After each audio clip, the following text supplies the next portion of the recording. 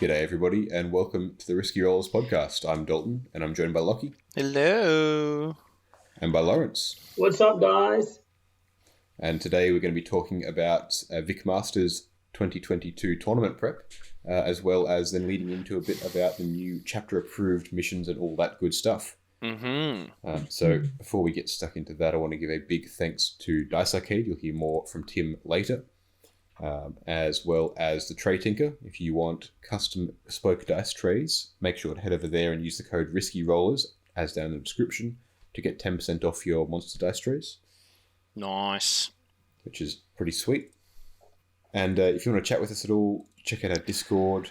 We've got so much stuff happening in there. Plenty of Vic Masters prep talk happening in there. Trying out lists, TTS games, the works. Mm-hmm. Yep.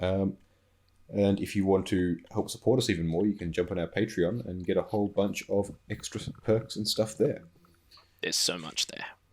There is, and there's more coming. We've got big stuff planned for this year. Yes. So, without any further ado, let's get into it. Vic Masters is happening in a week and a half. Yeah. I should probably look at writing a list for that. Yeah, I gotta paint so many models. That's my rule for this one. I'm not painting anything for Vic Masters. I am not painting a single new model for it.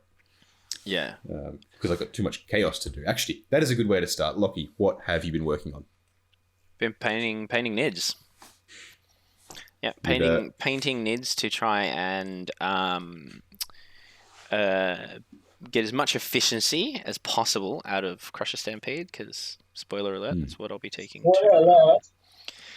What's that? Spoiler alert, are you already telling us which faction you're going to play? Oh, I'm saying the faction, I'm not saying the list. Okay. Not that it will...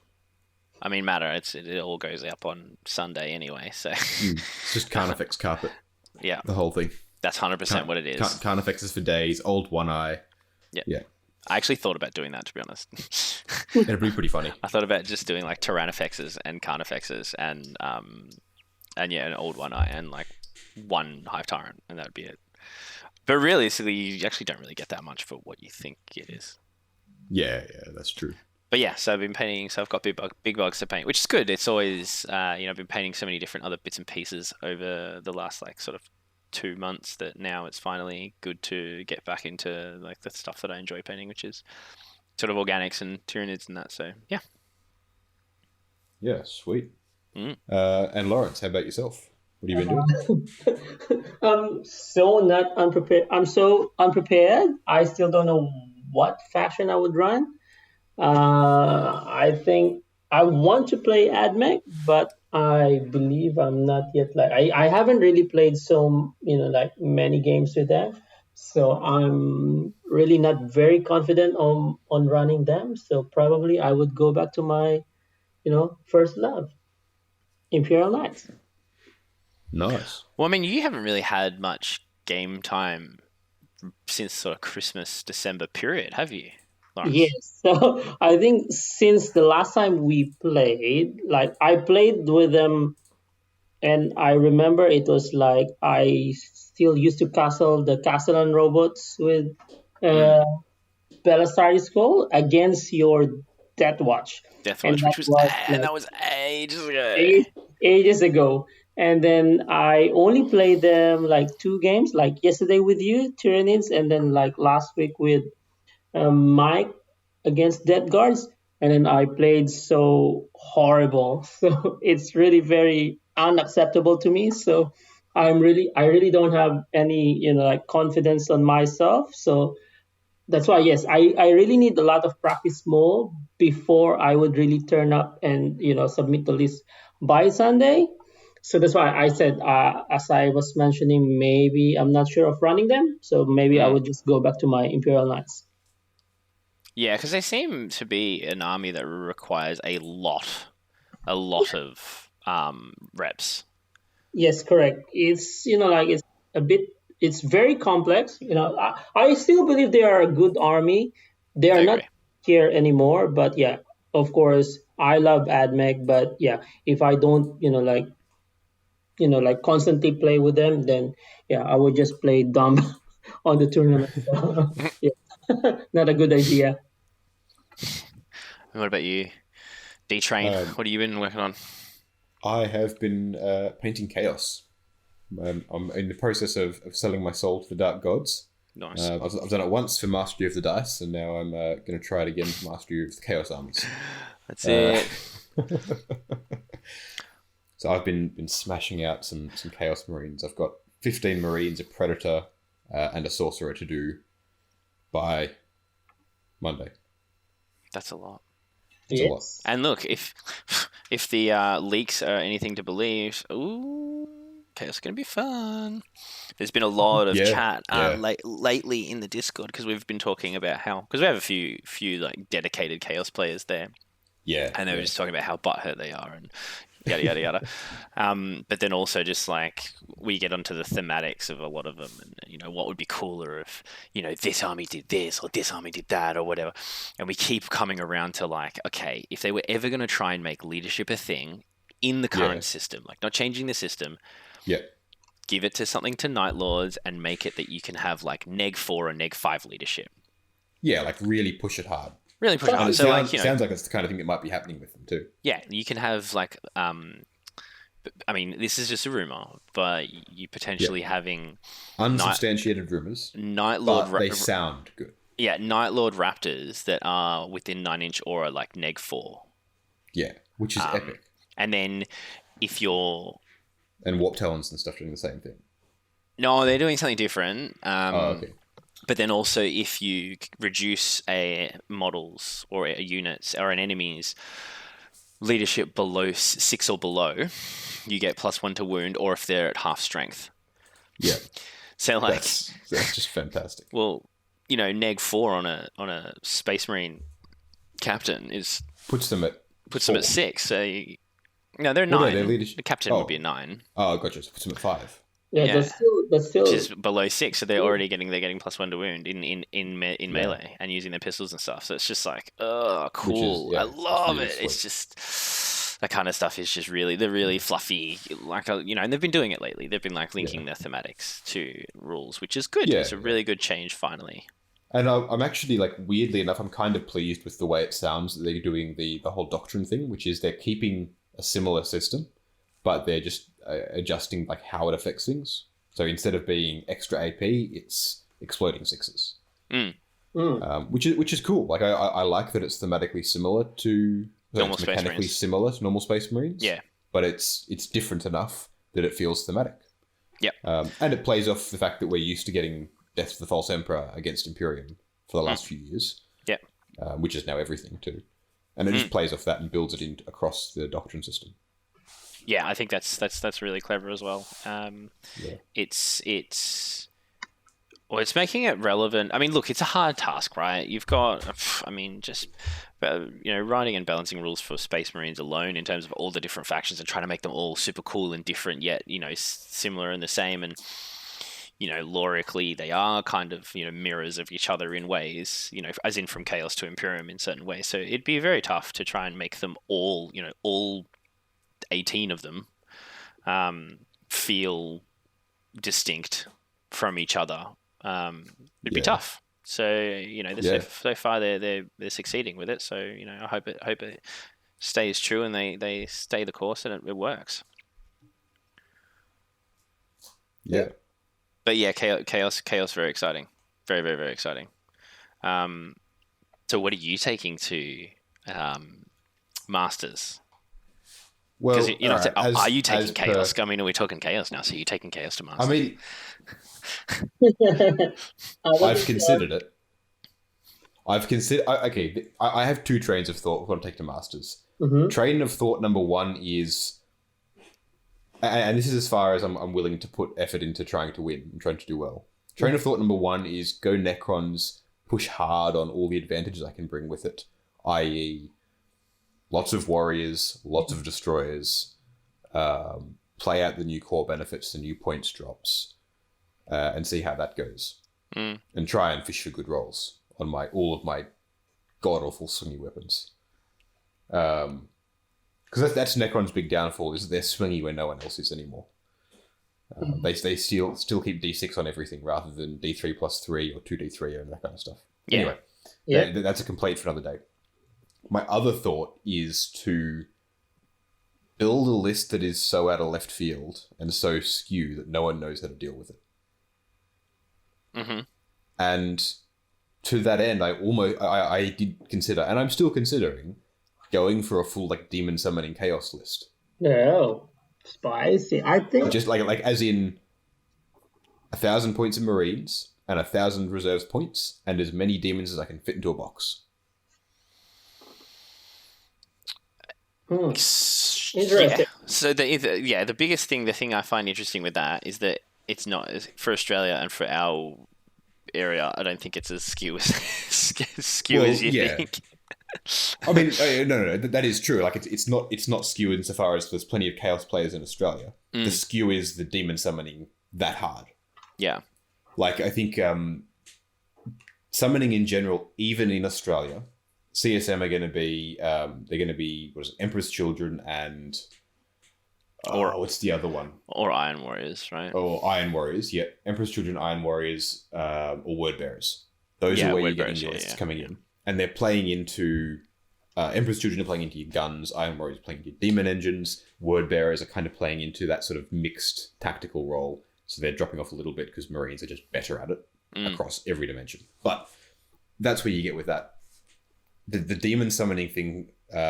I think there were a couple of tournaments last year where someone did moderately well with between 300 and 500 points around for summoning. Yeah, right.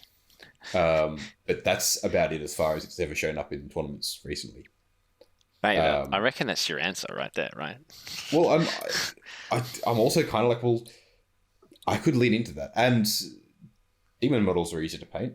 You know, spray them white, throw a few shades on. Well, yeah, it's a tournament. It doesn't need to be amazing, right? Like, it doesn't have to be. It doesn't have to be, showcase standard. My Marines are going to look sweet. Like, the Chaos Marines that I've done so far, the Chosen are probably my best models painted. And I'm like, well, I'm happy with those. And if I just show up with, essentially a box of as many different demons as I can, so that I can put them on the table. Because the thing with demon summoning is the flexibility. Right? You can put any model out of that book, more or less, any model on that book on the table whenever you need it, wherever you need it. So potentially I'm going... In that situation, so wouldn't it be... You kind of need Bellicor though, right? That's a lot of painting to do. But also, like, you wouldn't really... how many power level is he? Because I'm assuming he's like a solid chunk of power level, which means you're unlikely to summon him onto the table. I don't know if you can. But what I mean is that you'd still have him in your list as in like you would have a... No, because with the new balance state or the new FAQ, whatever it is, you cannot. You can't mix demons and chaos marines. I think there's an exemption. No, you can. No, he's exempt from it. Yes. I think he's exempt from the demons side of that, in that you can mix demons from different places. But is he definitely... Because I'm pretty sure he's unaligned. Like he's no allegiance. Yeah, so I'm pretty sure he doesn't break that. All of which is very interesting, but I'm not painting Bellicor for Vic Masters. Yeah. No, but you could just spray it with like 3 colors of spray paint, right? I mean, all right, look, you're not wrong. It'd be funny. And he is 18 power level, so technically if I roll 666s, I could summon him onto the board as well, which would be pretty funny. That would be hilarious. Yeah. I'm sure there's a way to get increases to summoning, I can find an old Bellicor model, the old metal one, and just stick him on a massive base. Yeah, I don't know if they'd let you do that. Yeah. I mean, again, pretty funny though. It is pretty funny. No, that's cool, man. But the idea there is to go, neither Chaos Marines nor Demons are good books. They can't play missions, it's hard to build them to be versatile enough to play missions. Yeah. But if I sit there and go, well, if I build it to the point where half of the army, I choose what I need when I need it, that could work. And then it just depends on how do I make sure that I've got enough characters to summon and all that kind of stuff. Yeah, for sure. I reckon you would still go back to your Necrons. So? I think you would still go back to your Necrons. Very probably. Because we also do have a fair chunk of Slaneshi demons, so you know. Well, that's the thing. I'm looking at that game. We've got Slaneshi ones, and then Nurgle ones would be the other ones you'd want. So Plague Bearers are easy enough to get a hold of, and so are Nurglings. We've got 7 Nurglings here. Yeah, so all right, we've got Nurglings, and then Plague Bearers, like they've got 2 watches, and they're basically like Golden Demon ready, right? Pretty much. So I'm playing around with that idea, insofar as that is my other option, is to push as hard a SKU list as I possibly can, and just be like so out there that no one knows how to deal with it. True. Because when was the last time you saw anyone playing 1,000 points of summoning? No. And I'm asking this question of all you listeners out there. Let me know down in the comments if you've played or played against someone who's pushed that hard into summoning, and how did they go? How did you deal with it? So yeah, because I mean, all you got to really avoid is just either turn 1 Alpha Strike. Yeah, it's basically hide all of the characters. But that's what I mean. So if you do get Alpha Struck, you're stuffed because on the bright side, it's a quick game. Yeah. They've only got Alpha Struck 1,000 points. That's it. Yeah, it's fun. What about you, Laurence? Like, I know you were just saying before about not necessarily feeling confident with the AdMech, but even if you were to take the Knights, which I'm assuming you're probably most likely going to do, are you still really confident with the current changes and stuff for them, and like how to play them in the current shifting? Yes, but of course it pains me that like the staple stuff like the Bagheera and Moiraxes with lightning locks, like increase in points. Like Magero is 500 points now, and then I think the Armigers with lightning locks would be 160. So I think I would be less than 1 night already. But yeah, of course, I'm not really looking forward to doing well, but of course just to getting my experience, and at the same time like surprising everybody also with some kind of a different list. But of course it will still be like a normal maybe free blade lance, if I'm spoiling it right now, kind of knight. So yeah, so I would probably be bringing 1 big knight, and then give him all the buffs whatever, and then try to kill him if they can. I think that's kind of the way to do it anyway with Knights now, with Imperial Knights anyway, because if you do like the points got hit a bit hard, to be honest. It's not like they were breaking the game. I think some of them were a bit steep. Magera going up 20, fair enough, like 100%. The Moiraxes though, yes, that's why I'm okay with them increasing in points, but the strength If of only the rest of the book was strength better. 6, maybe make it strength 7 or what, but it is what it is.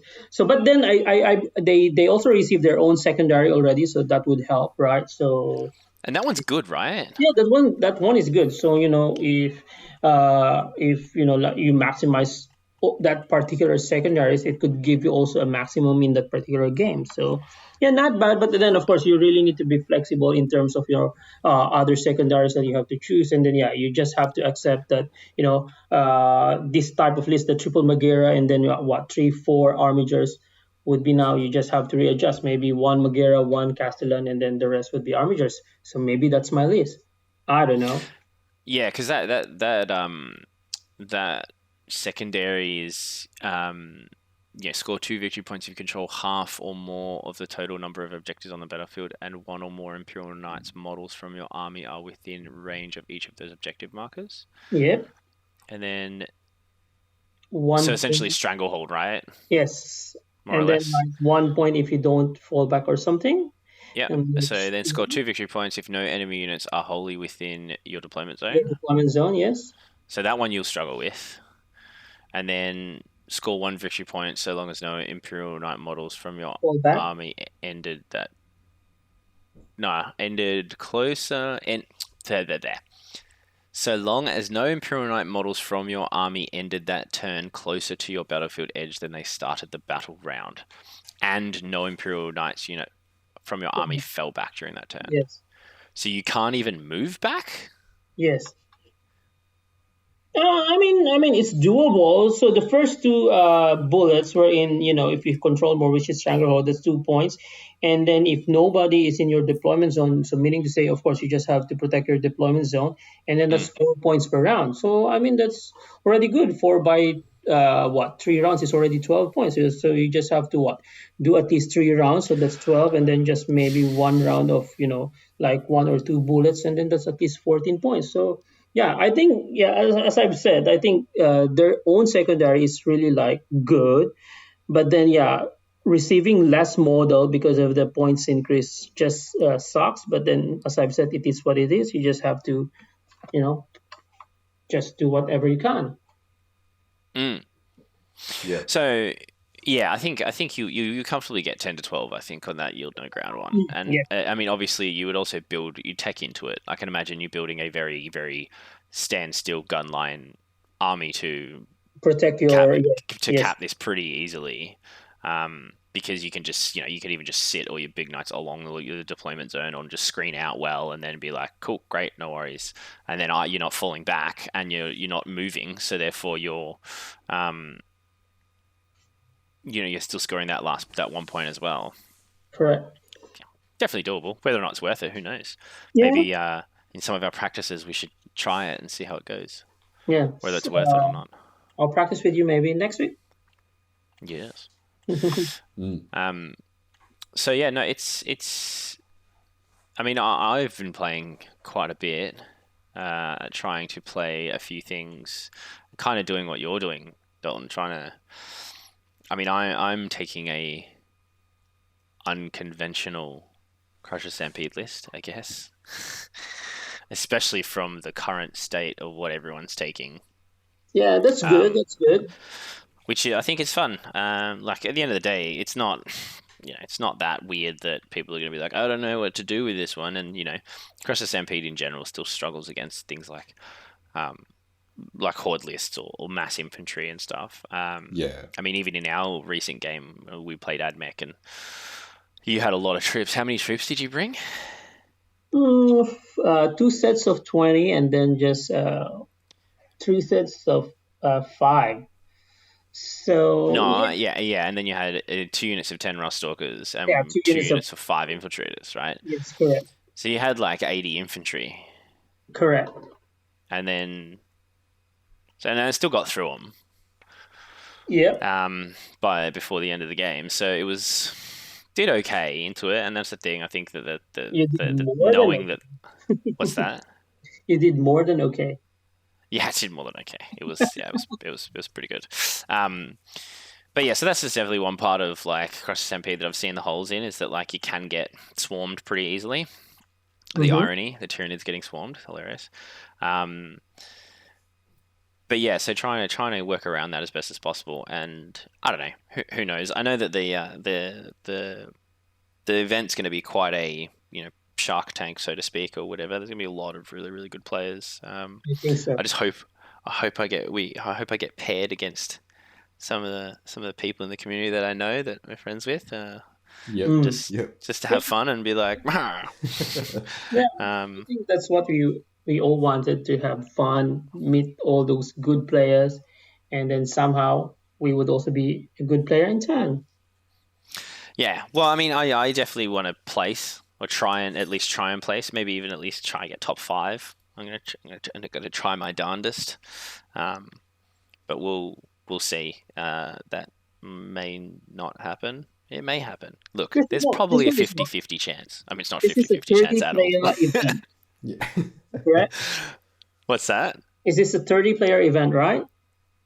30, 32? 32. Oh, 32. I Yeah, think depend. I 32. think depending on the, I think you would do well because of the Tyranids really is, like maybe one of the top 10 places so far. So yeah, Well, I would the also. annoying thing is one thing I definitely have to do this week is I've got to play the mirror because I know that there are going to be multiple Crusher Stampede lists there, so um, it's definitely something that I need to do to organise with the Discord, which I'm probably going to do for next week, is to play against someone who also knows NIDS and runs it, so it's to see how it goes and Yeah. whether or not my strats and stuff can work. So that's another thing that's, I think, worthwhile in prep when you know you're playing something hot. Like I imagine, also there's going to be Tau. Yeah, Tao, custodian. A lot of Tau. Tau's going to be there, and Tau's probably going to win it. Not going to lie. Mm. I mean, I No, haven't no. played into Tau yet, but I don't know what my army does into Tau. I think I just die turn 1. Mm. It Especially against depends. Borkan with all the ignoring and vulnerable saves. Like, oh, Yeah. your whole army has it, but it doesn't matter because we don't care anymore. Yeah, good luck to you. I want to see them go into Custodes Yes, custodian is correct. just for the laughs. Well, it's still the same problem, right? Like, it's just like in terms of durability. Like, if you're taking those invulnerable saves away, and then they're still all like flat neg 3 and neg 4. So your That's two what I'm ups are saying. still going to I want 5s. I want to see the Custodes get hit real hard by one of those. Oh, sorry. That's what I sorry. want to see. Yeah. Like, I think it'd be hilarious. Yeah. Yo, I mean, look, it'll probably happen. I think most likely what we expect to see there in the higher quantities will be Tau, weird chaos stuff, 100% guard. Like, I reckon just as much as everyone's complaining about Hive Tyrants, the Hive Guard being oppressive, well, Guard has some epic out-of-line sight shooting Which as got well. more expensive. But not by much, though, wasn't it? So did Manticores go more up? than they needed. Yeah, they went up. But more than Manticores didn't need to go up. No, they definitely did not. You're being very optimistic about an army that struggles hard. Well, as in, because it literally can just stand by and just shoot the right things that it needs to, and then just use mass infantry to just move there. To a point, with the proliferation of stuff that can shoot back, they're going to struggle.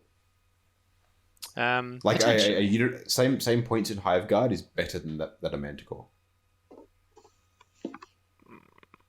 I don't know. I mean, look, I'm very biased. The amount of buffs and things you can put into them, the amount of fiber they can put out, they are. Yeah, in normal NIDs for sure. Crush Stampede, not really. I don't think. But also, I'm very biased. Well, sure, but a Manticore is not going to kill a big bug in one shot. Won't No. it? Well, it doesn't. No. It's way too swingy. Even with full payload for the flat 3 damage, No. you're reducing damage by 1. It's only going to do a maximum of 12 damage if they all go through and you can't save any. And then you're still on the invos anyway. Yeah, So and you're paying less for that big bug than they did for the Manticore. Well, how much Manticores now? That's a good question, but Anyway. more than a big bug. Yeah, right. Well, that sucks. I didn't know that. So, And you can only have yes, you can have I think 9 of them. So I think you can take them in squadrons, but then you're not playing the mission because you spent so many points on those. yeah, I think that's a bit epic. I think it's more, you've 3 Manticores, 3 Wyverns or whatever. One for your anti-tank and one for your anti-infantry. Anyway, all I'm saying is that I wouldn't be surprised to see at least one crazy weird guard list. And then I think, you're going to see a lot of Tau and a lot of Custodes. I think you're going to see heaps of Custodes. I'll be very happy if there's not a lot of Custodes because I don't like Custodes. I've just found something really interesting. I'm going to interrupt a little bit here with my whole skew chaos trying list. Okay. So red Corsairs can advance and charge. Okay. Across the board. Yes. I reckon I could run some pretty nasty Raptor and stuff units around. MSU Marines, and then just pack out detachments, the most fast moving combat stuff, and just be everywhere. Yeah, so you'd run primarily Slaanesh demons with Well, so if the demons wouldn't get it. No, I know, because they're fast anyway. I mean, because Slaanesh are just naturally fast. So you just run some Raptors. I can use it to move my characters around to where I need them really easily. Advancing and charging is nice. Yeah. So question: if you summon a whole bunch of demons, do they don't come under detachment though, do they? So do they lose their demon rules? Quote unquote. I'm doing my. They have all their rules. They just don't count as part of the Marines detachment or a Demons detachment. They're just there because the Demons don't have any if your entire army is Battleforged and Demons of Slaanesh, they don't have that yet. They're an old book. No, I know, but they've got things like warlord traits and relics and all that stuff. Obviously, you can't give them. Yeah, you can't do any of that. Yeah, okay, right. Yeah. Yeah, so that might be that what's tough is because especially like a lot of certain demon builds rely on those synergies. Yeah. That's all connected with all See, that. that's the thing is I wouldn't be doing a demon build. Yeah, So I don't know. It is interesting, and I mean, I'd love to see it. Like Red I'm- Corsair I'm- Raptors running around with like Slaneshi demons popping up would be super cool. I wonder if I could source another squad of raptors. Of course you can. Because So I've got a squad here. that'll be I've got a three, squad right? of I've got a box, so I can do either raptors or warp talons, and I can probably get another one. But I don't want to paint. I want to paint more. Question is, do you have I want to pay more. I don't want to pay more. All right, you're hearing it here first. We're going. We're doing it. Yeah, fuck it. Why not? Yeah, All right, it's I'm doing it. yeah, chaos. I'm bringing chaos to Vic Masters. is Yes. that 100%? I'm gonna go nil for 7 or how many rounds? are there? Five Six? games. All Five. right, I'm gonna go nil for 5, but I'm gonna have a great time. I don't think you'll go nil. You'll catch someone out on game 5 when they're super tired or be like not thinking All right, properly. yeah. Like, "Ah, Be like, got you." My unit of fiends are over here. You weren't expecting.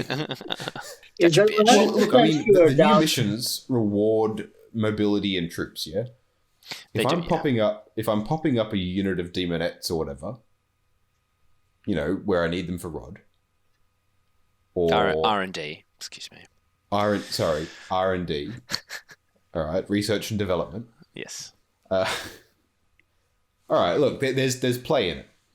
There's not a lot of play in it, but there is play in it. I think with the new mission set, there is definitely a play for a quote unquote unconventional list that is not necessarily strong with linear power, but utilizes fast moving or Shenanigans. and in movement and in infantry to get in places to score you points via their actions and secondaries. Actions. Well, all right. I'm bringing Red Corsairs Demon Summoning, and it's all about movement and shenanigans. And speaking of missions, that is, I think, a perfect segue to now hear from It Tim, is. and then we'll be back to talk about It's the missions. absolutely. Cool. dicearcade.com.au. All the biggest brands of miniatures and wargaming. Free postage over $250. Thanks for that one, Tim. So, as Locky was saying, missions have all changed. All new missions, some adjustments to secondaries. First thoughts. What do we think? Laurence. They're good. They're good. Crazy, but good. So we played like yesterday the recover the relics, right? Recover relics, yeah. Yeah, so it's so difficult, especially with what happened in the game. Like you can only receive your CP if you control an objective marker from a no man's land, and a plus Yep. 1 for your CP if you control your opponent's objective marker, which of course is very difficult. So the entire game, I received 1 CP maybe in the third round, but yeah, it's a struggle, especially with an admech starting with a 4 CP first turn. So yeah, it's very interesting. That's why now you really need to play or build your army list, of course, based on what's the strength of your army, and then really need to consider all whatever would like those actions or those specific what do you call this one, sub primaries Sub-primary. that you have to do. So yeah, it's good for the game because you really need to allot things to think and then strategize as well. So I'm really all for it. Yeah, Yeah. the mission changes are awesome. Yep. They're so good. I mean, look, we haven't played it in I guess our recent playtest, Laurence, was a kind of competitive game. And I mean, you played the competitive game, which will coming out in the channel in a couple of weeks, using that mission, Recover the Relics. Yeah. So this was the second time I'd played this mission, so I kind of, I guess, had a little bit of a leg up on you too, Laurence, because I understood the mission a little bit better. But it was one thing that I realized that in this mission, if you do not have infiltrate, you don't get your CP first turn. Correct. And I was Yeah. like, oh yeah, because the objective is too far from your deployment, so you can deploy right on the line. Doesn't matter. You're still more than 3 away, so you're never going to get it. Yeah.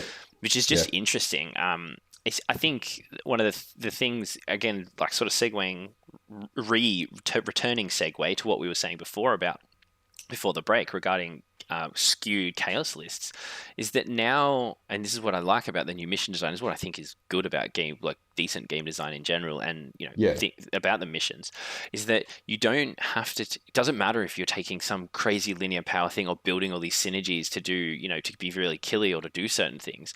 If they don't if your list or your structure doesn't synergize with the mission, now it's borderline irrelevant. Yes, correct. Borderline, like it's not obviously, because if you still kill your entire opponent before they can do anything, you're going to win. But there is instead of Games Workshop, I think is the design team has done themselves a really big favor by going, what has worked for us this edition? They've got, well, it's our missions. Well, we're struggling to balance our models and our units and stuff like that because we just have so much of it and we're trying to keep up, yada yada. Well, let's go back to what does work in the interim and double down on the design of the missions. And I feel like they've done that, which is now letting the player, the natural community structure of things kind of balance the models and the games out for them by what they take and what they don't take to fit the mission set, right? In a way, if that makes sense. And then again, that's a prediction, so it may not actually go down that way, but it just seems like that's a byproduct of this new design choice. Which is just really good. I mean, we were talking about it during filming, and actually I think we speak about it on camera, Dalton, where what we've found from the games that we've played now, on camera and off camera with the new mission set, is now they also swing. Yeah. Mm-hmm. Well, as in, so there's two things. Firstly, I'll touch on what you mentioned a moment ago, which is that someone there understands good game design, and they're finally letting them at the rules, or at least part of them. Yeah. Which I am thrilled about. Well, the mission design. The other parts of the game is just that's the part they're letting them at. Yeah. Which is fantastic. Like, it shows that someone there does have a head in their shoulder as far as how to steer the game to where it needs to go. Which makes me hopeful for future updates and things. And then, as you were saying, and as we found out, the way the missions are designed means that there is swing in them, but there's play into them late game from both armies. The way primaries are done, that you can play a primary and not worry about the sub-primary and still score maximum. Yep. Or you can score like a full 15 out of your sub-primary, or more sometimes. Like, it's possible to score more than 3 points in sub-primaries in some turns. In some of them that aren't restricted, In some of them, yeah. And if you're not maxing your main primaries those turns, well, that's fantastic. So you can be scoring even more. Yeah. So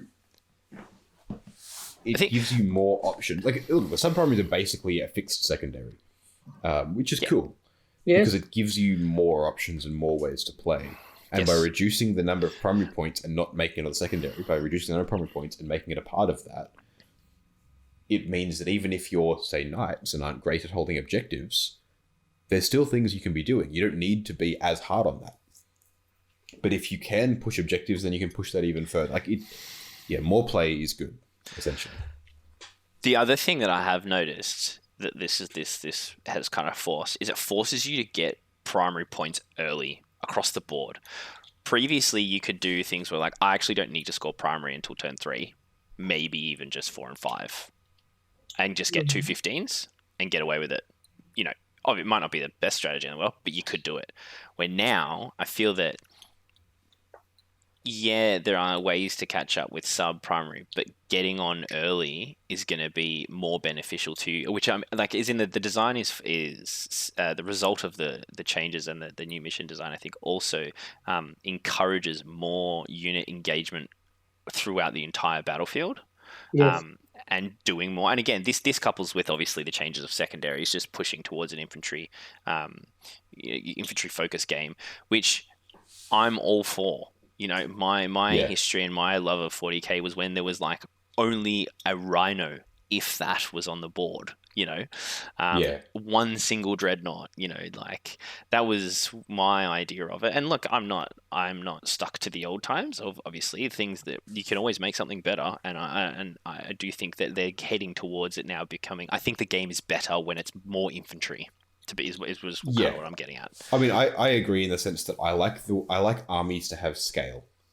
Yeah. which is to say that you can look at an army and see the variation between your infantry up to your tanks or war engines up to your lords of war, and see them represented in a somewhat pyramid style where you've got proportionally more bodies than tanks. Yep.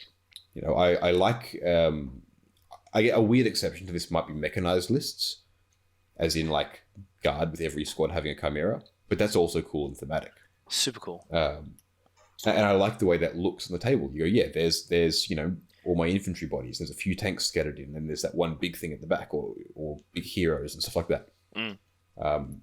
It's why I like a foot guard. It's why I like Necrons with lots of warriors. It just looks right to me. Yeah. I mean, even with to your point to the mechanized thing as well, though, like the thing, and this is a little bit of a tangent, just to say how cool Guard can actually sort of sell this aesthetic, is that you can. I still feel you can get that sense of scale with the Guard range. Like you can have, you know, your Sentinels, your flanking units of Sentinels, then you have your small tanks like your Chimeras and your Hellhounds, then you have your Leman Russes, and then you have your like Lords of War, and you can actually build that same kind of like, I guess, scale in that they're mechanized because of just the variety they have, which is super cool. But no, I totally agree. And I think, I mean, look, I think I've only played 3 of these. No, I've actually only played 2 of them, which is Recover Relics and Conversion. Did we play another one? No. Yeah, I think that's all we've played so far. Yeah. And there are a few others that are like quite interesting, quite weird, like the one with the bomb, the detonate bomb one. The detonation, yes. Yeah, just like what? Okay. It just seems like a really odd game, but I feel like you're always going to get this situation where some armies are obviously going to be better suited for some missions than others, but just like anything, you know, like it's just how it is, right? And I think overall, you know, we've spoken as well, Dalton, about there's a mission in this. I can't remember which one it is called. It replaces the Scouring with the no infiltrate. Yeah. So it's the one that's replaced the Scouring. Called the Scouring because the name hasn't changed. Oh, is it? All right. Well, then it's called the. No, the names have There's changed. still the Scouring. No, it's the Scouring still called the okay. Scouring. All right. Oh, well, there you go. So it's the Scouring, and it means that you can't infiltrate. You can't have any pre-game moves. Sorry, you cannot infiltrate nor have a pre-game move that moves you outside your deployment zone. Mm. And I like that this exists. And I've explained this before to like off recording. I like that this exists. You wouldn't run it at a tournament, but you would threaten to run it at a tournament. All right. If I'm looking at setting up a tournament and going, oh, you know, it's Abandoned Sanctuaries. Sorry. Oh, sorry, Abandoned Sanctuary. Yeah, Abandoned Sanctuary. So the mission. The Scouring. Yeah, the mission rule is called No Man's Land. If a unit has a pre-battle rule that allows it to be set up anywhere on the battlefield, that unit cannot be set up in No Man's Land. If a unit has a rule that allows it to pre-game move, So pretty much, if you deploy, you have to deploy in your deployment zone. Yeah. So your point to a lot of this was basically like, well, people just now need to not rely on that crux of that crutch of their army that, you know, the doubles and triples and quadruples down on that aspect. Yeah. Now, I say this as someone who plays Necrons, whose strongest build relies on a pre-game move pushing them into No Man's Land. Yeah. This is a good thing to have. Now, a tournament organizer would almost never run this as a mission because, like, it just blocks out so much stuff. But it is good that they can sit there and go, this mission might come up, make sure you think about it in your lists. Mm. Because you don't know they won't run it. No. Like, you can't be sure. And this is the thing, though, right? So all you need is a period of time, because initially you might be like, oh, we're going to threaten to run it. And then over the course of, say, maybe how long are the seasons? 6 months, right? Yes. So we got this. So in the course of 3 months, you start seeing that, well, there's a 65% decrease in people taking infiltrate units. Oh, now I'm actually going to run it now.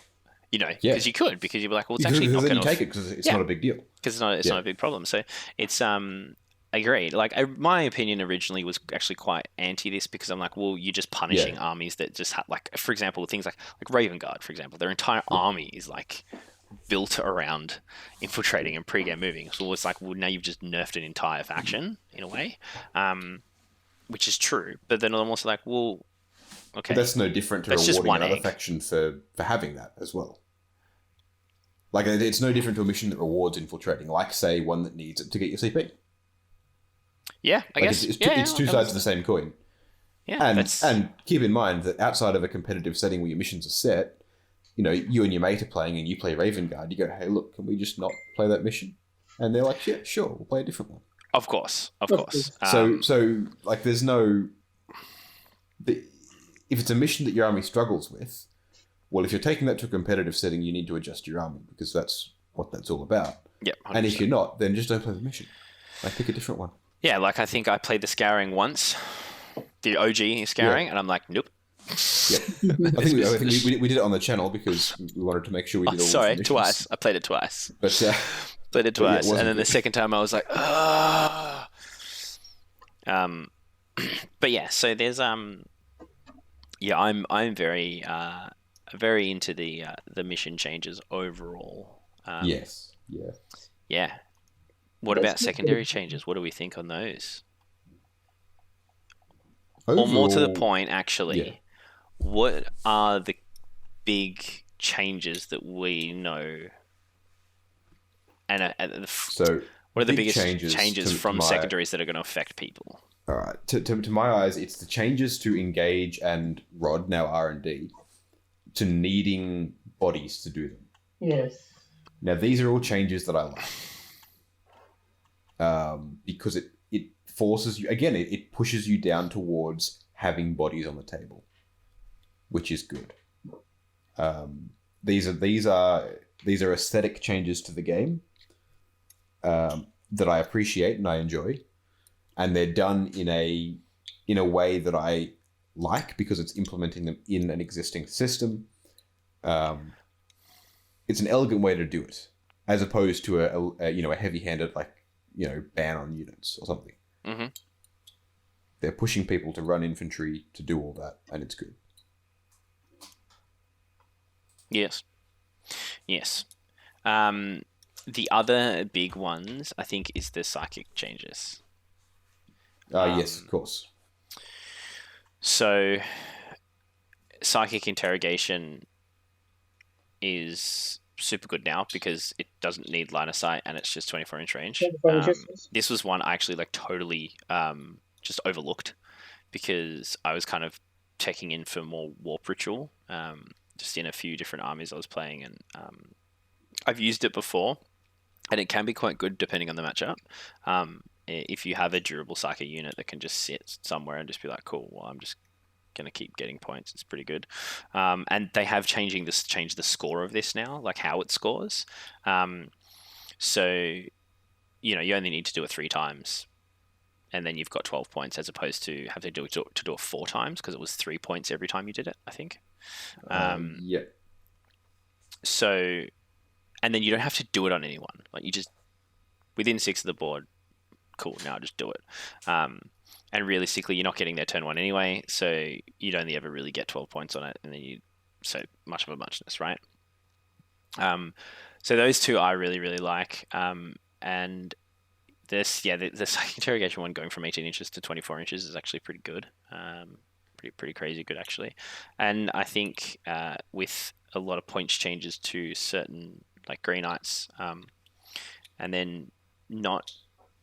I mean, look, this may change massively when Eldar come into play, because, for them, this will probably just be even better, because there won't be a lot of other psychic armies to contend with against them, because there'll just be no point. They'll just have denies everywhere, and it won't really matter until I think Nids come out and probably be able to counter that from a psychic point of view, which would be really cool, actually, to see how on a quick tangent on how the game will alter when the two biggest, the 2 remaining large psychic armies come into play, in terms of how that's going to affect both, like, GK and T-Suns, and then the whole the game as a whole. Yeah. Mm-hmm. And then also just how strong Tyranids' psychic is actually going to be. Like, is it actually going to touch on law in terms of negating other people's psychic? Very much like like Sisters of Silence style, right? Because it's kind of on that level, if not stronger. from a lore point of view. So it'll be interesting. It'll affect these secondaries and how you score points a hell of a lot, which would be cool.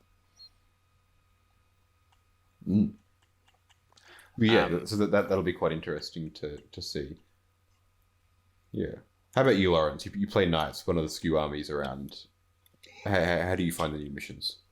Yeah, so far, of course, they just, as I've mentioned earlier, they have given the Imperial Knights and even the Chaos Knights their own secondary, which is good. But then, of course, a lot more things doesn't really suit the Knights. So, yeah, but then like I also like the secondary, which is the no prisoners, right? Because if there would be a lot of horde armies, then if you killed, a total models from 50 to 99, then you get plus one what do you call it, victory points, and then 100 and over, that's two victory points. So of course, if you are like fighting Necrons or even those Admech or Orcs, then most likely you would also be ending up with 12.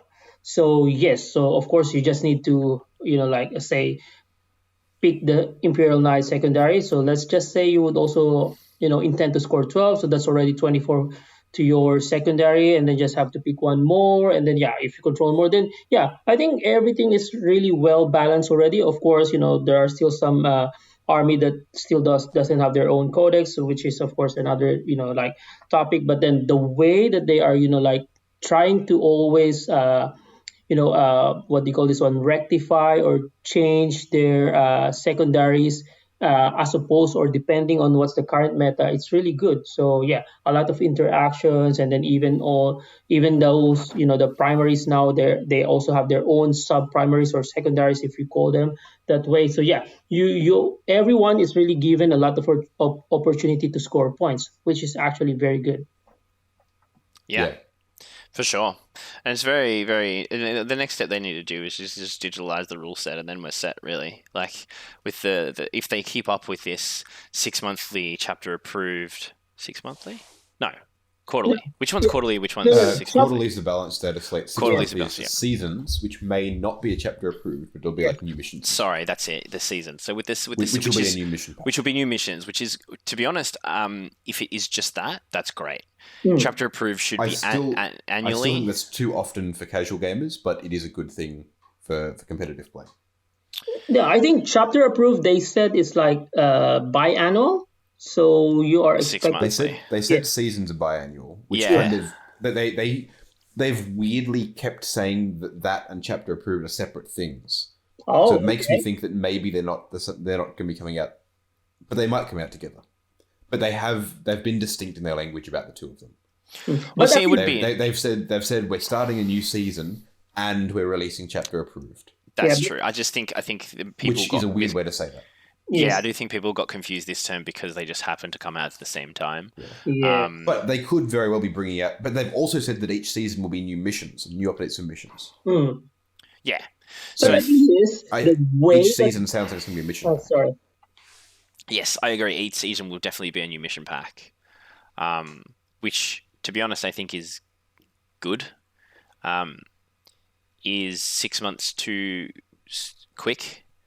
I suspect, and I'm happy to be wrong about this. I suspect 6 months for a new mission pack is too quick. Yes. For competitive, not at all. Competitive, if they'll bring out new missions every month, people would be all over it, right? That's not the issue here. The thing to point out is that most of Games Workshop audience and most of their customers who buy models are casual gamers. Now, there was a fantastic episode of Forge the Narrative a while ago that talked about part of this issue. I just wish they'd gone into it more. But to a part of the issue, which is that for casual gamers, it's actually kind of rare to have a set group.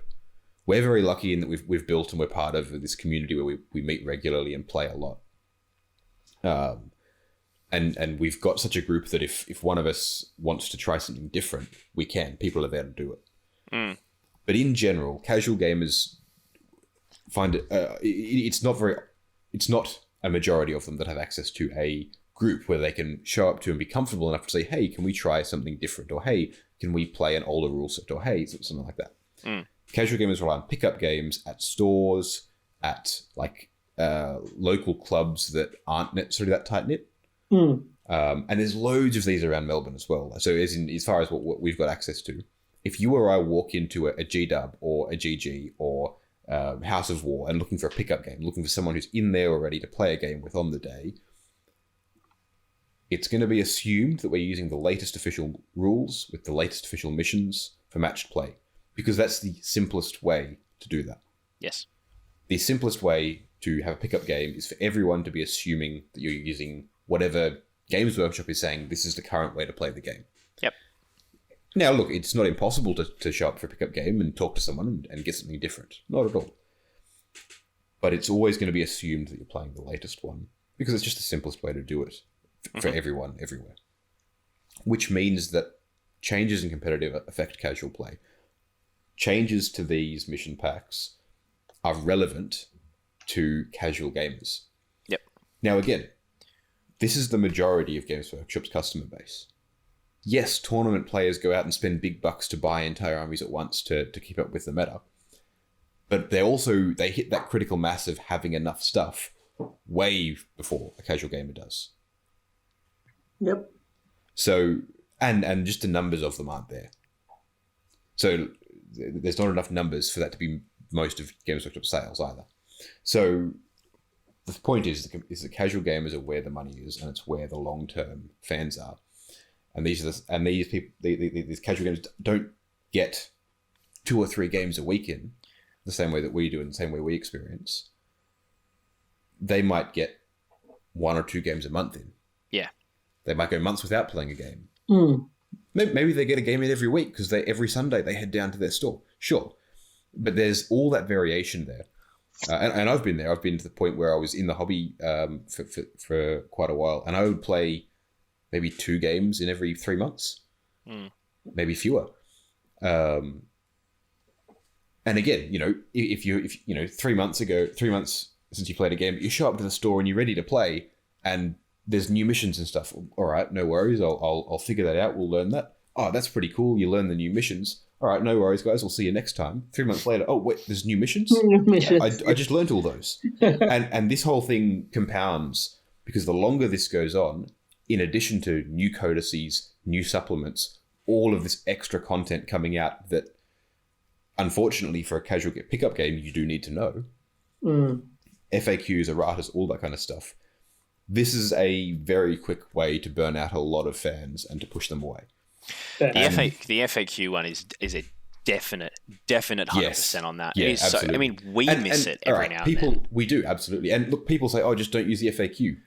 No, that's not how it works. Again, you're going to a pickup game assuming that you're using the latest rules. Yeah. If you're not using an FAQ, again, you don't have the freedom normally to just be like, yeah, let's not use that. Because everyone going into that is going into a contract assuming that into a social contract, assuming that you're using the latest set of rules, which includes all of that. To be honest, the biggest reason why this is a failure a failure, I guess, of difficulty of casual players is because it's not unified. It's not digitalized in the app. Yes, but even if it was digitalized in the app, even if it was like that, it's too quick. There's too many changes. As in, if this becomes an issue, this is what I'm talking about. It would still be too quick. Yeah, okay? 40K is a big game, right? If you're a casual gamer, I disagree on that because okay, video game players, they adapt very, very quickly, and they're not hardcore people either, right? Not necessarily, but there's two things to that. Firstly, for a video game player, if you imagine instead you played that video game once every couple of months.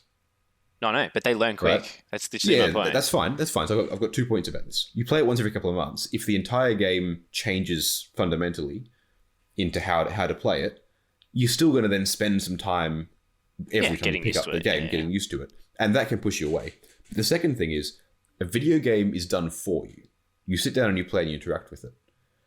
A game of 40K requires you to have read and done a bunch of research and shit before the game. Correct. Yeah? Yeah. Now, so the video game comparison is good, but it's not complete. The reason why I reckon this is one of the things that digital rule set would help, but it still wouldn't solve entirely. It would still just add a whole bunch of extra reading and stuff because 40K is such a big game, right? all right, they've got a digital rule set, they're updating the rules as they go. So do you have to reread the rule book or re-flick through the digital rule book to where they've said they've had all the updates? Well, because so this is the thing. The reason why it's difficult is because the system of how it's done is shit. You don't know what's changed and what hasn't. So, for example, but even if you do, right? Even if you open up your digital rule set and they have, a little notification pops up saying, FAQs and shit have come out. Click this button. We'll give you. You can go to a page that just lists all the FAQs like they do now, as in the same format. Or you could have a page that hot links you to every page that has an FAQ, and you can go through and you can read, in highlighted text, the things that have changed, all of that kind of stuff. It's still a bunch of extra, I guess, homework that you need to do, right? Yeah. Which, again, from a competitive standpoint, is fine. It's good. But for a casual gamer who wants to put his Space Marines down on the board and throw some dice, it's a pain in the ass. And if they're doing that regularly, all the time, it's going to push them away to something more like a video game where that's easy to do and easy to spend your relaxing time on. Yeah, I still think it's definitely doable. It's definitely doable. And the main reason why it is so hard to see right now is because the audience isn't used to doing it, because the infrastructure is not in place. No, but see, that's exactly the point, is the audience isn't used to doing it. And I think what will happen is you'll have the audience, the ones who can get used to doing it will, but you'll get a lot of people who don't. But it's because again, it's too difficult. If you streamline it and make it easy, you can make it so it's not this big, arduous thing. You can make it easier, but it's still a bunch of extra reading and homework that you've got to do. But you'd be doing that anyway, right? When you're writing your list, because you'll be like, okay, so I haven't touched 40k in you haven't touched it in 2 months, right? So you're not going to be like, so you're going to be like, well, here's my list from 2 months ago. You're going to show up to the table and go, oh, that's 300 points different now. So that's what I'm saying. Is that's what I'm saying. This is no. So what I'm saying is that change itself is going to put players off. I disagree. Doesn't matter how streamlined you make that. It's still a change that someone may not be expecting, and then going, well, they need to expect it. Well, that's the problem, is that you're going to get a whole bunch of people who aren't. Well, that's the point, is that you can streamline the system to make sure people understand that expectation. Just like now, so video games was a really good. It's not about understanding the expectation. That's not the issue. The issue is that the expectation exists in the first place. Now, again, this is all a great thing for competitive play, but the more often this happens, I still think it's going to cause a problem, because you're having an expectation of having done that beforehand anyway. I'll give you a perfect example about how much problems it caused in an industry that you think is super easy to do it. Video games, when they started bringing, so from around 2009 onwards, they started bringing out day one patches. Yeah. Right? Even now, people still don't understand why they have to do day one patches. Oh, I think people generally get it. But anyway, sorry. But over a course of years, people are now used to the fact that when I buy a game, I'm going to have to download a thing. Yeah. It has not deterred people from playing the game. It has essentially made the game better because they've ironed out problems. So why it's how it works. It's they copped the industry as a whole. Games got pushed away. Studios got a lot of flack for why are you releasing games that aren't finished, and because people weren't fully aware of the whole concept of why that happens, right? So now you're at a point where the expectation has changed and it's no longer a problem. I 100% believe that when you can control the expectations of your customers, right? And I don't mean control them as in like do what I say or whatever. I mean that when you can manage expectations. Hold on, let me finish. Yeah. When you can build the expectation that, hey, we're supporting this in a way that is actively open and easier for you all to understand, but the caveat with that is you will have to get used to just checking it. So that when if you can teach your audience to go there, if you haven't picked up the game for 2 months, maybe you should just pick up the app and just check your list. It'll be quite, and this is assuming that Games Workshop, like giving them the benefit of the doubt that they actually spend some money and time and to make the app usable, to make their product good, right? Yeah. If they do all those things, they can have these updates biannually. They can have a system that informs the user, whether it be new, old, hardcore, whatever, that caters for a large percentage, a large. I would even guess to say like 70 to 85% of their audience, and retain them for that. If they built the infrastructure in place to do it, it's 100% doable. So I entirely agree with you that there is a point at which they would reach that stage. You can get to the point where that is what your audience expects. Your casual gamers expect that, and they go on the app and they read their stuff and see all that. 100%. Not disagreeing with that at all. All I'm saying is that the jump from where we are now to that has to shed a lot of players. It's years. Yeah. Well, it's not only is it years, but they're going to lose a lot of players and customers to get there before that becomes the norm and they can start building back up again.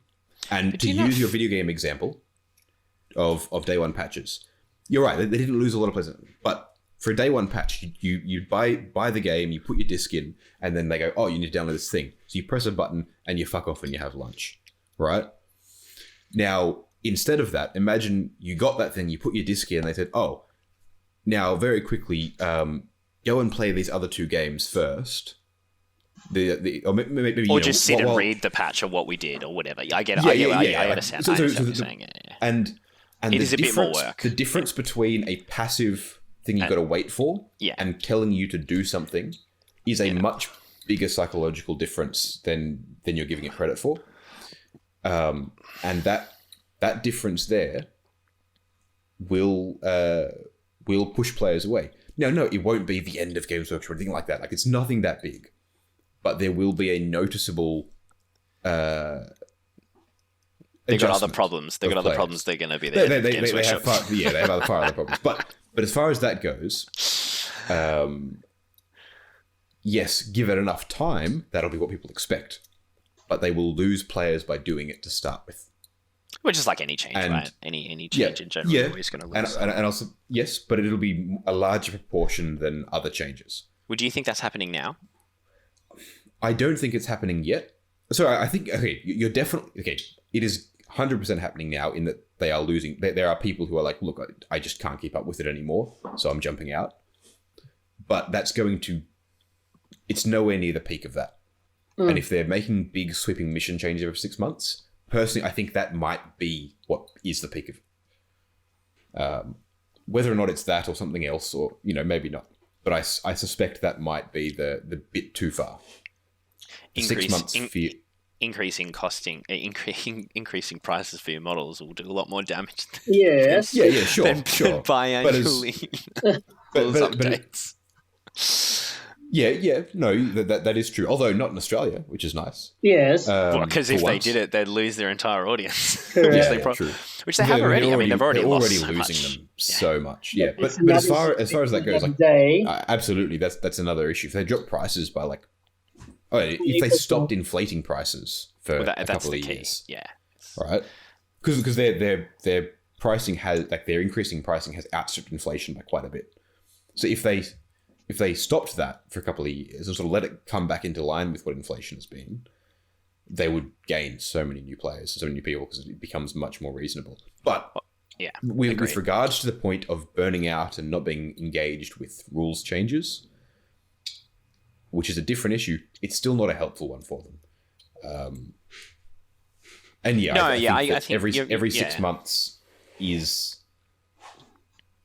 It feels to me just a little bit too fast for that side of the game. You can always just and look, to be honest, it's true. I mean, the other side of it is though, like, there are missions in the core rulebook. If you're playing casual games, see, again, just play those missions. We've covered this. That's very easy to say. That's very hard to do unless you've got a group of people who are happy to adjust things and do stuff with you. If you walk into a store to pick up a game with a random there, the most reliable way for you to pick up a game is to assume that you're using the current rule set. But I don't think majority of players play from the chapter approved. Majority of players do. Really? Because that is perceived as the current quote unquote fair rule set. I don't reckon that's true. Because this is definitely marketed at it's the grand tournament mission pack, right? Like, it's the tournament thing. It's also the current way of Games Workshop going, this is how the game is supposed to be played. Yes. So, and keeping in mind, right, But you're Crusade talking and all that stuff is casual players, fantastic. right? Yeah, exactly. For casual players. But how many This is people in our Discord don't even have either of these books that have never bought them? They're like, I don't care. But Yeah, a everybody bunch, has, but they still use the rules. yeah. That's why everybody has Owning the books and playing the missions are two entirely different things. Right? Like, as a very quick aside, the new chapter approved. If you've got someone around who has it, or you can get a hold of a scan of it or something, do it. It's not worth paying the $300 something they're charging for it. Well, I don't even know what they haven't really. Still not even it's available like here. I think it's like $70 in Australia or something. Yeah, Projected price for it. But it's ridiculous. the point is, it's not worth that. Just get a scan of something. Yes. But back on topic. Any kind of modification to the quote unquote updated form of the game requires a group of people or enough charisma and self-confidence to walk up to someone and say, "Hey, can we play a different version of the game?" Yeah. It's the secondaries. I think is the killer with this one. Not even the missions. I reckon you'd have a case to someone go, look. You could even just be like, I don't really like the new missions, or I don't have it, or I don't understand it. Can we play the core ones? But the secondaries, to your point, is more. I think. That's fair. I'm sort of tarnishing the whole thing with the same brush, but the secondaries are a big one. Because that's literally since the core book. Exactly, and they fundamentally, as you say, affect the game because it's how you score, right? How do you win games? Well, the core mechanic of the game is now of 9th edition is not to kill, it's to score points, right? And your secondaries is how you do that along with your primary. Like the whole primary thing has changed. So I think that's the crux that's really problematic, as you say, is that these secondaries and primary changes, if they're happening 6 months, I agree. Yeah, it can be problematic for your casual player for sure. The missions themselves, I'm all for the actual missions themselves changing. Every 6 months, to giving us more flavor and all that sort of stuff. That's cool. You can choose to do it or not. As someone who plays it regularly, I'm like, 100%. I'm in 6 month mission and secondary changes because secondary are basically part of missions. So 6 month changes to that, I'm all in. But as far as just looking at the game as a whole and looking at the wider player base, I can see it being problematic. But the missions themselves are great. I'm really keen for them. The actual missions that they've written, the rules for them, great, love them. Yeah, time will tell. I mean, it's very interesting. I think also Games Workshop definitely has a very high opinion of itself regarding that it has this monopoly control over the tabletop, world or whatever, which it does not at all anymore. But just because they're the biggest name doesn't mean they're the only name. And I think that's just going to change more and more and more. And it is, we're seeing it change more and more and more. With other game modes just getting more traction because of, take your pick, Burnout, 9th edition, Imbalance, poor support from Games Workshop's perspective. I feel like they've crossed this echelon of, we either don't do it or you do it, but if you do it, be prepared to, you've got to come to the table, so to speak, and do it well. If you want to be on that level of, we're gonna actively support our game, well then actively support your game. Don't half-ass do it. Which I still think they're on that verge. That they still haven't fully crossed over into, we are entirely actively supporting it, i.e. because there's no digital rule set and the balanced data slate isn't reflective of life changes and, there's a whole bunch of things that the last balanced data slate was quite weird, just a reprint of everything else and then a Drukhari change. It's like, really? Did orcs really need to get nerfed again as well? Like a triple, quadruple nerf? You're like, really? Okay. All right. Did maybe custodians need to rein that FAQ, the points change back in that balanced data slate? Because I was expecting to see something like that. Like, oh, sorry guys, we actually made a boo boo on that one. Our custodian stuff shouldn't be this cheap. Nope, didn't get that. Okay, so it would be very interesting to see where they're getting their data from, and not where they're getting their data from, what data they're using as their analytical point for a lot of this stuff. It would just be curious. I'm just curious. It'd just be very interesting. Numbers can lie, or stats can be interpreted in different ways. But it would just be very, very interesting to see whether it is unbiased numbers that they're actually getting, or are they getting it based on, community perspectives from all around the world? Are they trusting play testers? Like, what's actually driving some of these there's changes? a good portion of that, and then a good portion of the sales team going, well, sales on these models are down, so let's adjust those slightly. So well, maybe, I think it would, which has been a thing with Games Workshop for years. yes. So maybe 80% are depending on the sales, and then 20%. Okay, this one is broken, so let's just change it. So yeah, I think they are still driven by the this particular unit doesn't sell well. Okay, let's just put down the points and then make the rules good, and then blah blah blah. So yes. Yeah. I reckon it's the other way around. So my theory is that the rules team... It's the 80-20 split. No. As in, like, I think the rules team will write some cool rules to say something, and then they'll take it one step up, and then those guys will then take it to the sales team and go, right, what are the numbers for these units? They'll be like, oh no, they already sell fine. No, just dial it back a bit. Or like, no, we don't need that. Like, and then it goes back to the drawing board. So then they go, oh, what about this is really cool. This fits the fluff. This is from the rules writing teams and everything. And then they go back to sales, go, oh no, yeah, we've seen a 50% decrease of these guys in the past 12 months. Okay, this one's all right. It's like I imagine that sales is kind of like their adjudicator on whether or not good rules or just like any rule gets rid. Yeah. Well, I mean, there's that infamous Wraith Lord. Wraith Knight debacle where the rules team wrote all the rules out and they're like, this is really cool, and they pointed it at 760 and they took it to the guys to get printed, and they're like, oh no. They said we don't want to sell a model that's more than 500 points, otherwise people won't buy it. It's like they put it like 750 points or something. Is this when it was first brought in 8th edition or whatever? Yeah, 7th edition. Or 6th edition, whatever it was. And they're like, oh, okay, let's go back. We'll tone down the rules. No, leave the rules, because people will love that. Just bring the points down to 500. So let's literally it was basically a 750 point model released at 500 points. or however much it cost. Like it's a pretty infamous post at the moment by one of the guys involved who later quit and stuff, but like talked about it. One of the rules team. And it was, that kind of stuff still happens, 100%. Of course, yeah. There's no way that's changed. There was a very interesting post, I think, that was released regarding their quarterly stock review or whatever,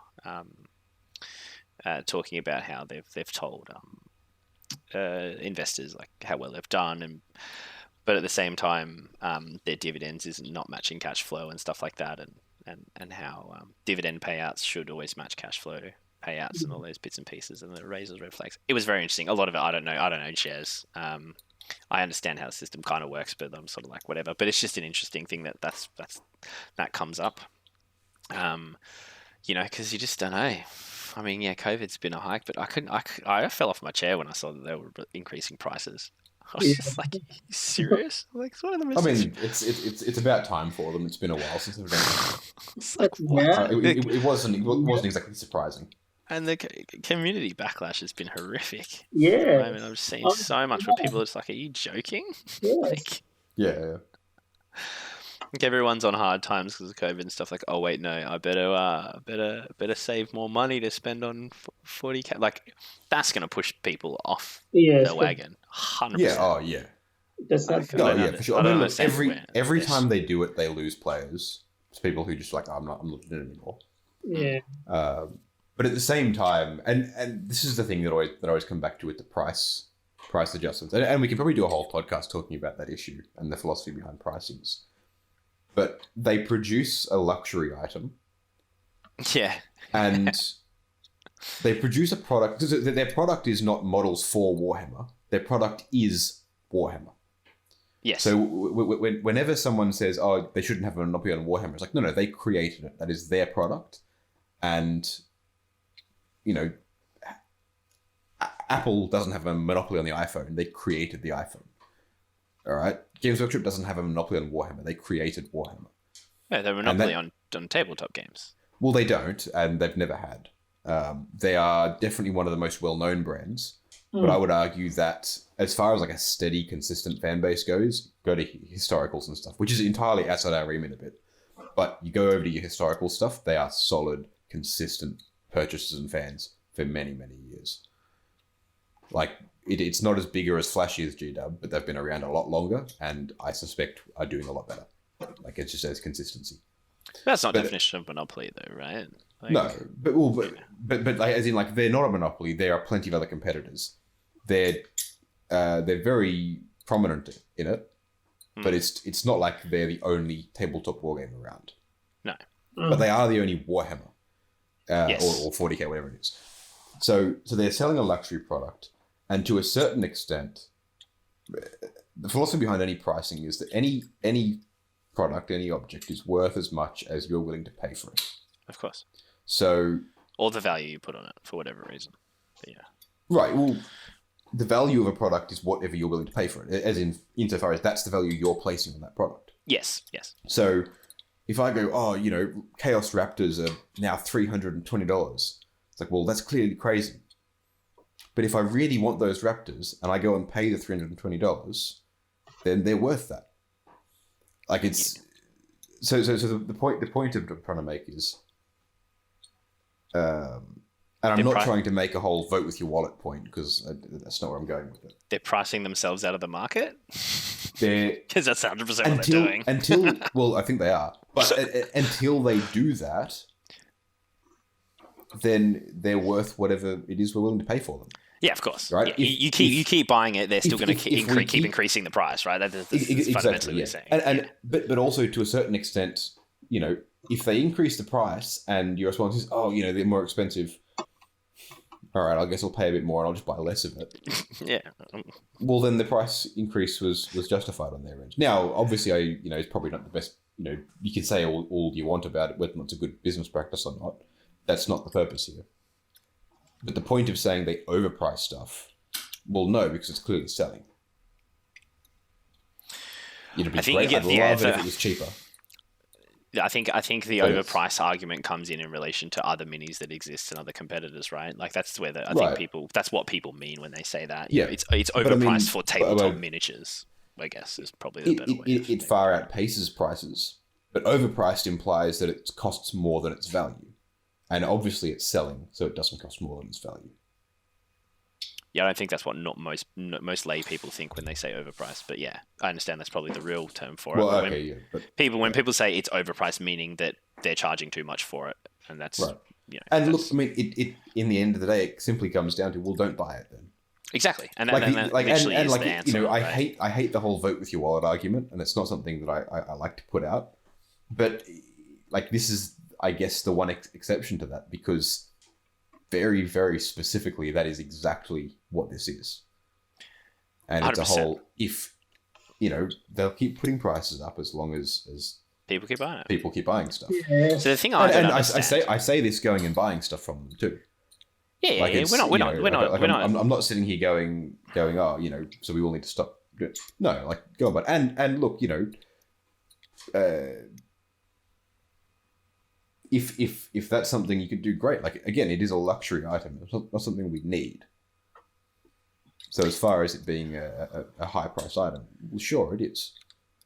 Yeah, they're totally entitled to do so, and we're not sitting here going. We're talking about it objectively, not invested and not from their perspective or saying they're bad or immoral or whatever.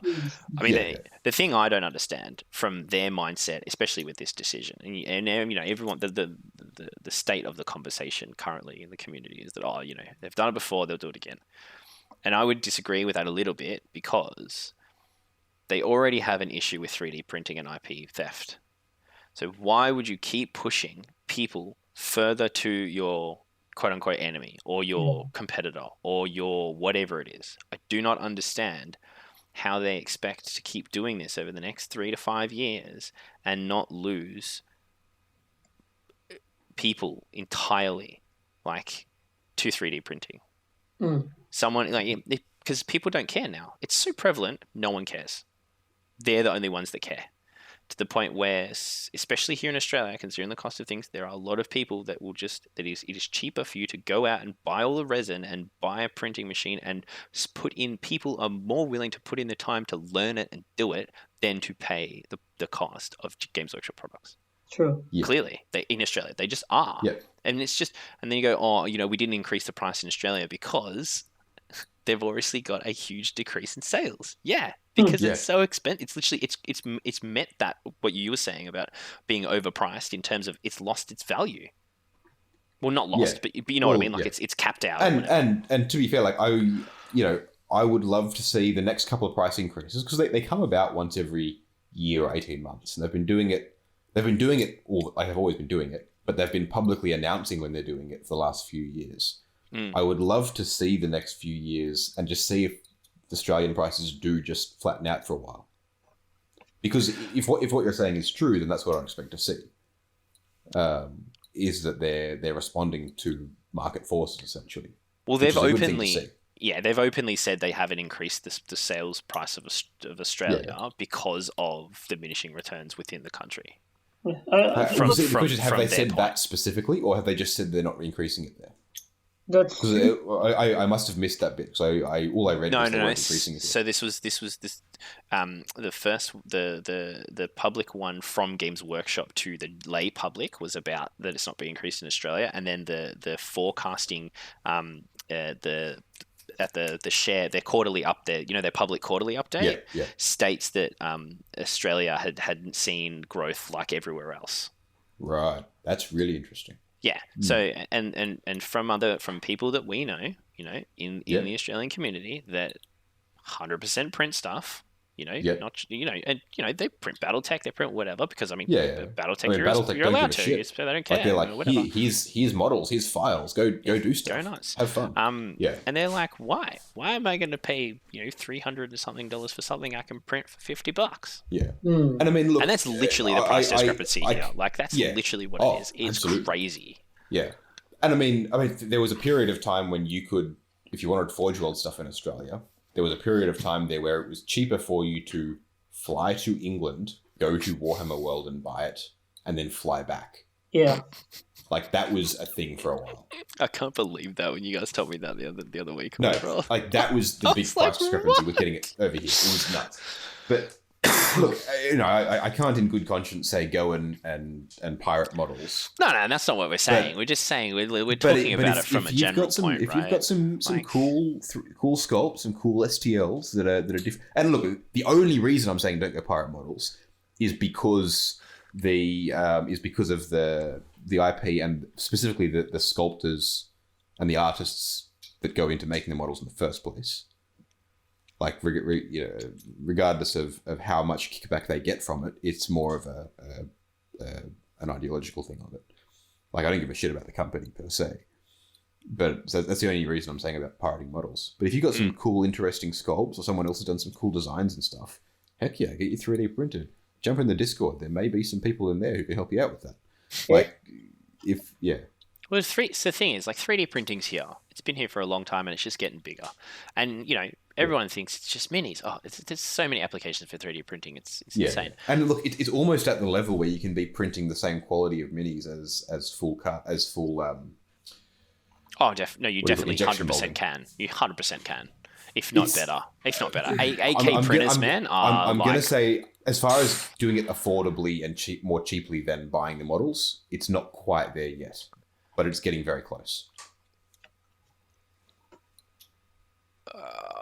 Probably not the quantity, no. But in terms of some of the 8K models that I have, man, are way better than anything Games Workshop has produced ever. Oh yeah, absolutely. But as far as getting the quantity of those put out, like you're going to struggle. But it's very soon. It'll hit that tipping point very soon. The tech is there, 100%. And it's just like, I mean, it's just an interesting idea, the concept that they have this kind of, in their perspective, a boogeyman knocking at the door, going, taking power from them, taking IP, whatever, however you want to frame the 3D printer bad thing, but then just make it easier for people to run into the arms of it. Like, I was like, all right. What do they expect? Everyone be like, oh, we love you, Games Workshop. Of course, we'll pay more. And it's just going to get worse and worse and worse. The 3D printing tech's going to get better. It's going to get cheaper. It does every 3 months. New printers come out. New tech is developed. It's getting crazy. We're 3D printing infrastructural components and stuff now. It's only a matter of, like I don't know if I said it on the podcast, a previous podcast, or I've definitely said it within our circle, within Risk Rollers. If Games Workshop does not change how they structure what they're doing in the next 3 to 5 years, they will cease to be, because they will price themselves out of the market and no one will buy their models.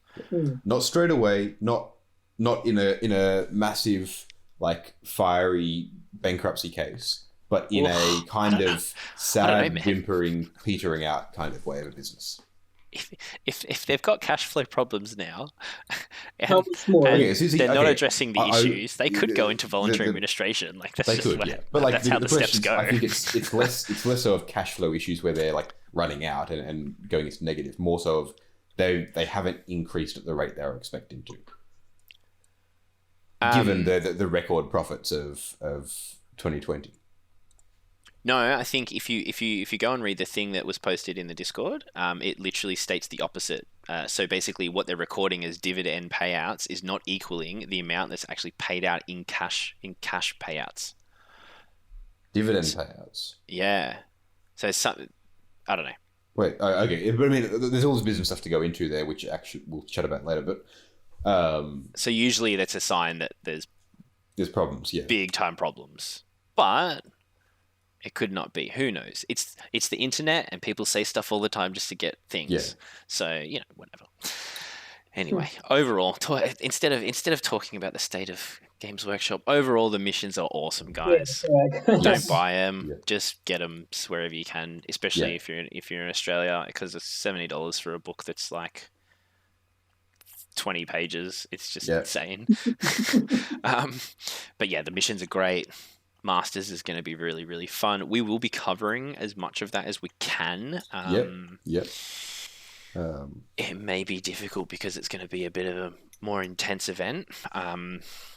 There will definitely be a lot on socials to do with our stories and TikTok and all that sort of stuff. I'll be covering all of my games. I'll be trying to engage with all of my opponents and probably Cine, the TO, and we'll probably end up doing some kind of crossover with him as well at some point. Absolutely, talking about the event. So, speaking of events and stuff on the channel, really quickly, if you haven't yet, make sure to check out the After Movie. We really should have started the episode. We should have, but we didn't. So we're here now. So let's move on. It's cool. Check it out. Watch it. It's so great. funny. Is it already out? Locky dances through most of it. It's fantastic. Don't spoil it, bro. You can't spoil it. It's a surprise. No. Okay, Locky's dancing is worth the watch. Go and watch this thing. It's hilarious. Okay. Yeah. But yeah. Thanks everyone for listening, and thank you, Laurence, for being here. Yeah, absolutely. Always. And next week, sorry, we have a interesting one next week, don't we? Next week, all things willing, we'll be having on some of the crew from Barnyard Wargaming up in Sydney, having a chat with them, with Jackson, with Matt, and whoever else we can get on for that. So that'll be really cool. I've been chatting with them a bunch. Got some cool stuff that we're gonna be doing there in the future. Nice. I'm excited. I'm very excited for that one. Yeah, that'll be great. So make sure to catch that one, and we'll see you guys next time. Bye. Bye.